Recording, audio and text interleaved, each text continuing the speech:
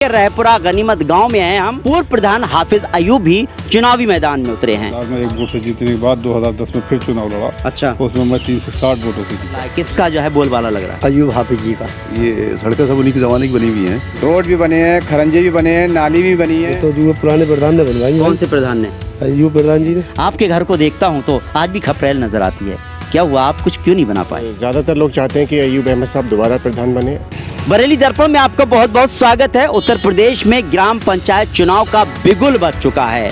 तहसील बहेड़ी के रहपुरा गनीमत गांव में हैं हम और यहां पर कई कैंडिडेट चुनावी मैदान में उतरे हैं। उन्हीं में से पूर्व प्रधान हाफिज अयूब भी चुनावी मैदान में उतरे हैं और वो मजबूत कैंडिडेट के तौर पर देखे जा रहे हैं। आइए इसी की पड़ताल करते हैं, उनसे मुलाकात करते हैं, साथ ही गाँव के विकास के बारे में जानते हैं। बरेली दर्पण की टीम रहपुरा गनीमत गांव में प्रवेश करती है। जिधर नजर जाती है सीसी रोड, खड़ंजा और पक्के मकान नजर आते हैं।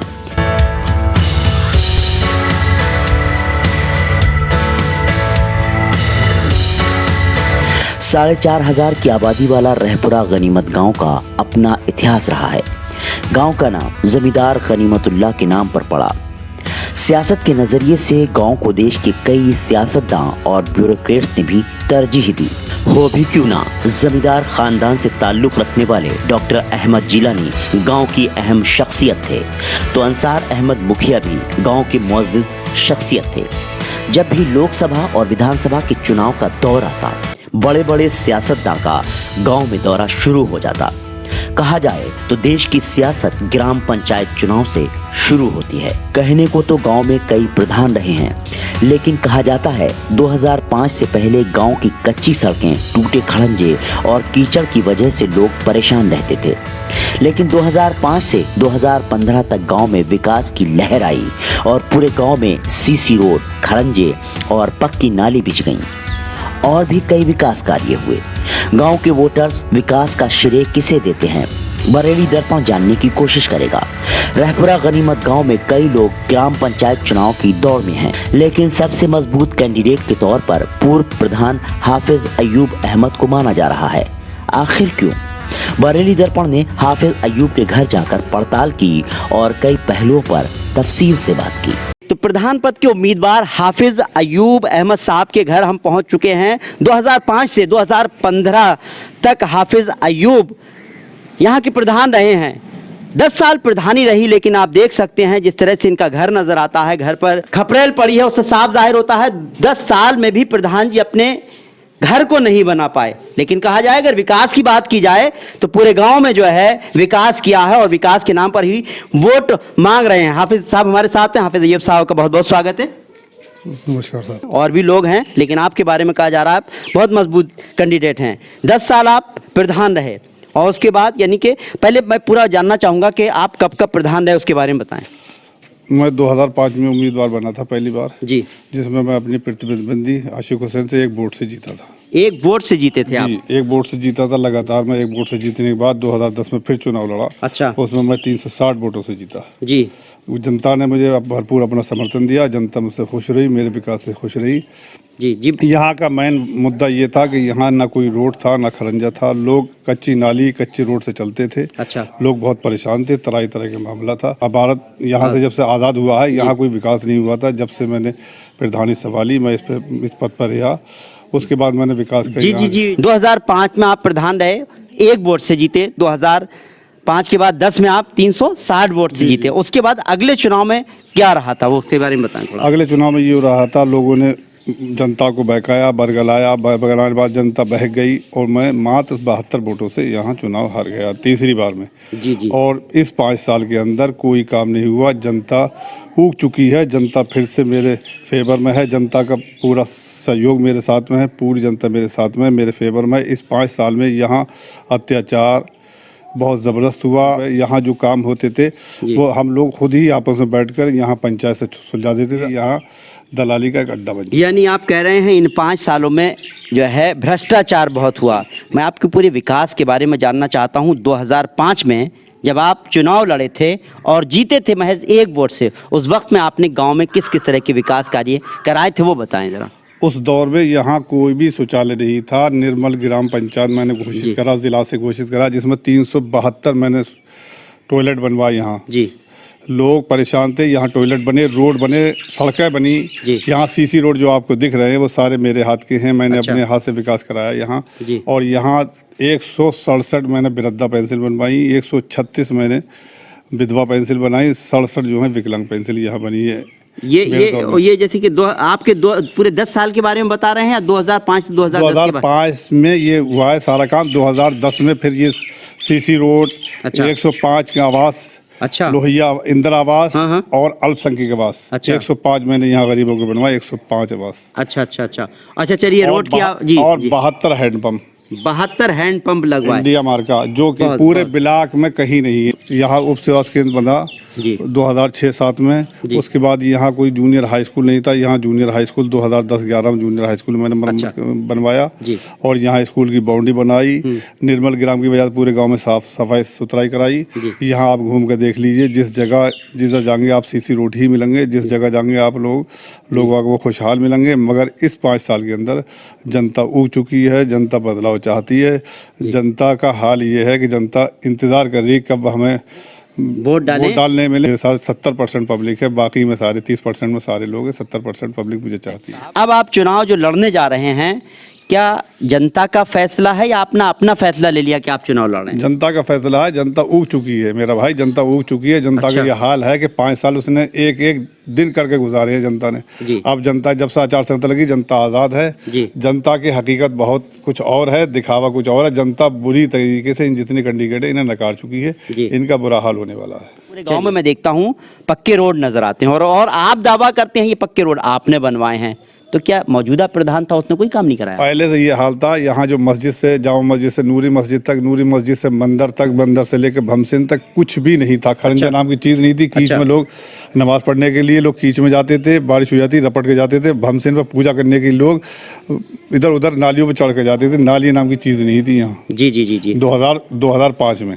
जी जी जी और 2005 में जब हमने कदम रखा, 2005 में यही सब दिख रहा है जो हमने कराया है। जी हाँ, ये आप जनता से पूछ मैं लीजिए। जनता से पूछता हूं और जनता क्या कहती है पहले वो सुन लेते हैं। चलिए, चुनावी माहौल क्या चल रहा है, किसका जो है बोलबाला लग रहा है? अयूब हाफिज जी का। अच्छा, हाँ। क्यों? 10 साल में विकास इतना करा है कि हर गली पक्की बन गई। हाफिज अयूब साहब कह रहे हैं उनके 10 सालों में विकास बहुत हुआ, सड़कें बहुत बनी। आप क्या कहेंगे? ये हकीकत है, हकीकत बात है, हकीकत बताएं बात थोड़ा सा है। उसके बारे में। ये सड़कें सब उन्हीं के ज़माने की बनी हुई हैं। जी जी, इसके प्रधानी में कोई काम नहीं हुआ।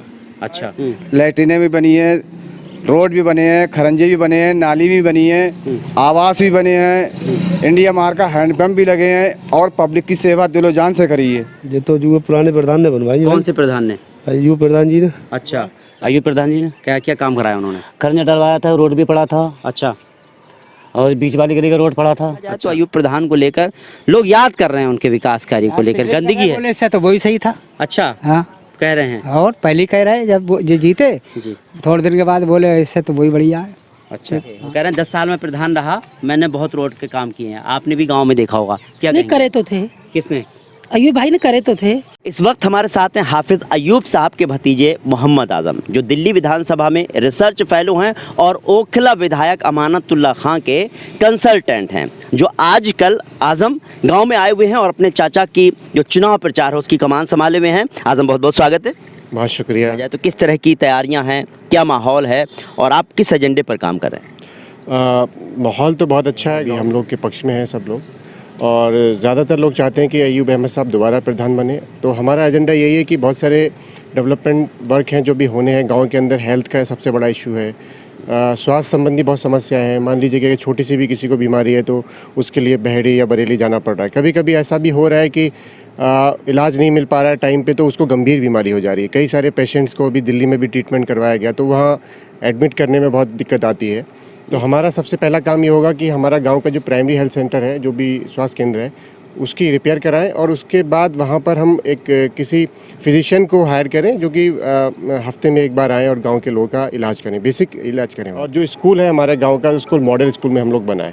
और इसके अलावा वेस्ट मैनेजमेंट पे भी काम करना है। गांव में आपने देखा ही है कितनी गंदगी फैली हुई है। स्वच्छ भारत मिशन के अंदर जो कि गवर्नमेंट का इतना बड़ा अभियान चल रहा है, उस पर हम लोग इस बार काम करेंगे। अय्यूब साहब से बहुत उम्मीदें लगाए बैठी है। 10 साल प्रधान रहे हैं, अब फिर जनता चाहती है हाफिज अय्यूब प्रधान बने। लेकिन मैं हाफिज अय्यूब साहब हमारे साथ ही हैं। हाफिज अय्यूब साहब, फिर वही सवाल उठता है कि अब अगर आप चुनाव जीतेंगे तो आपका एजेंडा क्या रहेगा? अब गांव के लिए किस तरह के विकास कार्य जो आपको लगते हैं नहीं हुए हैं वो होने चाहिए? कौन कौन से विकास जो कार्य लोग करें? यहाँ वंचित रह गए हैं इंदिरा आवास या प्रधानमंत्री आवास से, जो लोग गरीब रह गए हैं, कमजोर, उनके आवास बनाना हमारा पहला लक्ष्य रहेगा। जी जी। दूसरा लक्ष्य हमारा ये है गांव में सुकून, अमन सुकून रहा, भ्रष्टाचार ना हो। अच्छा चलिए, आप जब प्रधान रहे तब किस तरह का माहौल होता था? जिस तरह से कोई लड़ाइयाँ झगड़े तो हर गांव में होते हैं, उस वक्त में इस तरह की कोई समस्याएं होती थी तो आप कैसे सुलझाते थे उनको? हमारे गांव में कोई भी ऐसा मुकदमा नहीं लिखा गया 10 साल के अंदर जो पुलिस तक या कोर्ट तक जाए। जी। एक आध मुकदमा जो पिछले थे वो हम लोगों ने आपस में बैठ कर सलाह करा के